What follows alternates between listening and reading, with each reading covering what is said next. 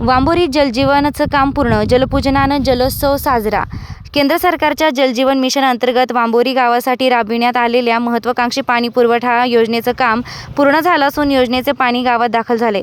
ज्येष्ठ नेते ॲडव्होकेट सुभाषराव पाटील यांच्या हस्ते जलपूजन करण्यात आलं. यावेळी जलजीवन मिशनचे अधिकारी सरपंच किरण ससाने, ग्रामविकास अधिकारी श्रीकांत साळे, विलास गुंजाळ, रविकिरण पटारे, शिवाजी भाकरे, भाऊ पटारे, किसन मनसरे यांच्यासह ग्रामपंचायत सदस्य, कर्मचारी मोठ्या संख्येनं उपस्थित होते.